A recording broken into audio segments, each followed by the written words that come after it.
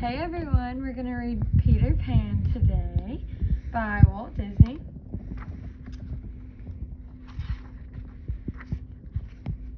Wendy Darling and her brothers, John and little Michael, were restless. It was almost their bedtime, but they weren't sleepy at all. "What shall we play?" asked John with a sigh. "I'm tired of all our old games." "Well," said Wendy, "I could tell you a story about Peter Pan." "Hooray!" shouted Michael and John.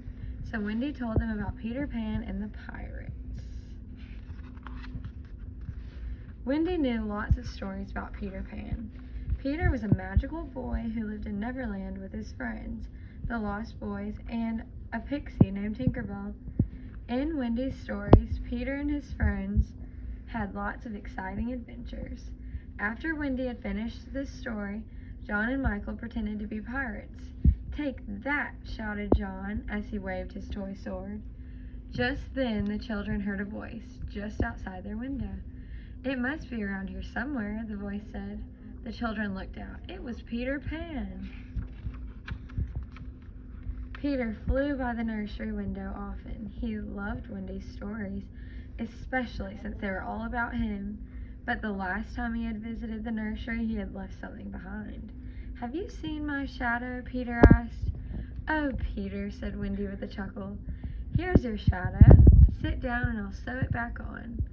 While Wendy sewed Peter's shadow back on, her brothers asked Peter about Neverland. "Neverland," said Peter with a laugh.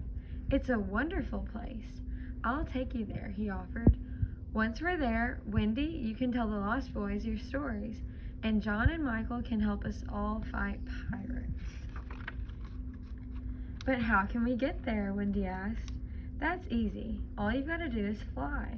Just think happy thoughts," Peter told them. The children thought their happiest thoughts, but they still couldn't fly.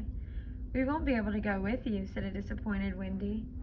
Peter was puzzled for a moment, but then he laughed. "I forgot the pixie dust," he said. He sprinkled some of Tinkerbell's magic dust on the children. In no time at all, they were flying through the air on their way to Neverland. Before the children knew it, they had reached Neverland. Wendy sighed and said, "Oh, Peter, it's just as I dreamed it would be." Suddenly, they heard a mighty boom, and a cannonball zoomed past them. It had come from the pirate ship below, which belonged to Captain Hook, Peter's enemy. The captain had lost his left hand fighting with Peter, and a hungry crocodile had swallowed it. Now, Captain Hook spent all his time trying to catch Peter Pan. "Don't be scared," said Peter. "We cannot fly him easily." Peter brought Wendy and her brothers to his home. He lived in a secret underground hideout with the Lost Boys and Tinkerbell. The Lost Boys were waiting outside to welcome Peter Pan and his new friends. They were happy to hear that Wendy was going to tell them stories. But Tinkerbell was unhappy. She thought Peter Pan liked his new friends better than he liked her. She was especially jealous of Wendy. So, while Peter showed Wendy, John, and Michael his secret hideout, Tinkerbell flew away. Later, the Lost Boys offered to take Michael and John on a tour of Neverland. "Oh, boy," said Michael as they marched through the jungle. "I bet we'll have plenty of exciting adventures here." As the boys followed John through the jungle, none of them noticed all the mysterious eyes that watched them from behind the bushes and trees. Without warning, a group of Indians leaped out of the bushes and grabbed the boys. The Indians tied up the boys and took them to the Indian village. At the village, the Indian chief was waiting for them. He was very angry. "Where is my daughter, Princess Tiger Lily?" he asked the Lost Boys. "What have you done with her?" "We haven't done anything with her," said the boys. "Will you let us go now?" "No," answered the chief. Meanwhile, Peter was giving Wendy her own tour of Neverland. As they flew, Peter suddenly noticed Captain Hook and his first mate, Mr. Smee, in a small boat. They were heading for Skull Rock, and they were not alone. They had captured Princess Tiger Lily. Peter Pan and Wendy flew closer. "If you don't tell us where Peter Pan's secret hideout is, we'll leave you here," Captain Hook said to Tiger Lily. But Tiger Lily refused to even look at Captain Hook. At once, Peter flew down to rescue Tiger Lily. Stop what you're doing, Hook, or you'll have to answer to me, Peter shouted. Captain Hook and Peter began fighting, but Peter was much too quick for the captain. In the water nearby, a hungry crocodile watched as Peter and Hook fought. It was the very same crocodile that had once swallowed Hook's hand. The crocodile had liked the taste so much that he always followed Hook around, hoping to get another bite. Hook was no match for Peter, and he soon fell into the water. The crocodile had been waiting for this chance. Hook, however, was determined to escape its gaping jaws. "Smee!" he shouted. "Save me!" "I'm coming, Captain. I'm coming. Hold on," Smee shouted as he rowed swiftly toward Hook. While Smee rescued Hook from the crocodile, Peter quickly untied Tiger Lily. Then Peter flew away, carrying Tiger Lily in his arms. Wendy followed them to the Indian village.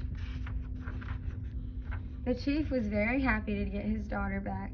He released all the boys at once. Then he gave orders for a big celebration. Everyone sang and danced and had a wonderful time.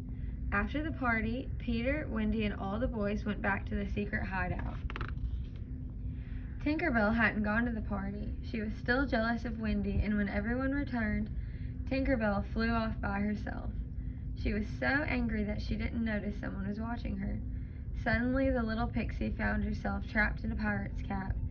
Smee hurried back to the ship with Tinkerbell. Once aboard the ship, Smee released Tinkerbell. "Welcome aboard, Miss Tinkerbell," said Captain Hook.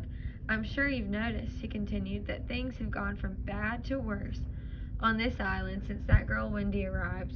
Tomorrow I'll be leaving the island forever. I'll take Wendy to sea with me if you tell me where I can find her." All Tinkerbell wanted was to get rid of Wendy. On the map, she showed Hook where the hideout was.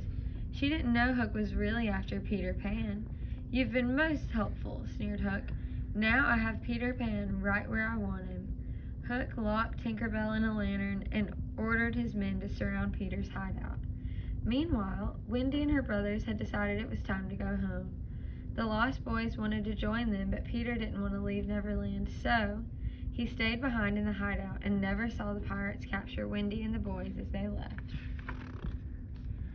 The pirates took Wendy and the boys to the ship. They tied the frightened children to the big mast. "I'll give you a choice," said Hook. "Become pirates or walk the plank." When Tinkerbell had heard Hook's plan, she knew she had to warn Peter. She was finally able to break the glass in the lantern and escape. Then she quickly flew back to the hideout. Excitedly, she told Peter that he had to save Wendy and the boys. Back on the pirate ship, Captain Hook was demanding an answer. "What will it be?" said Hook. "A pirate's life or the plank?" "I'm sure Peter will rescue us," Wendy whispered to the boys. Then, bravely, she said to Captain Hook, "We will never become pirates. We will die first." And she walked onto the plank and jumped off. Everyone waited for the splash, but the splash never came. Peter Pan arrived just in time to catch Wendy as she fell. "Oh, Peter, I knew you would come," Wendy said happily. Peter took Wendy to a safe place. Then he returned to fight Hook. "I'll get you this time, Peter Pan," cried Captain Hook. The two began fighting while the children and the pirates watched. As always, Peter was much quicker and smarter than the captain. They fought all the way up to the ship's rigging. As Hook jabbed his sword at Peter, he lost his balance. Much to the delight of the hungry crocodile below, Hook fell into the sea with a big splash. Once the pirates saw that Peter had defeated their captain, they gave up the fight. They decided to follow Hook and abandon ship. It was difficult for the pirates to keep up with their captain, however.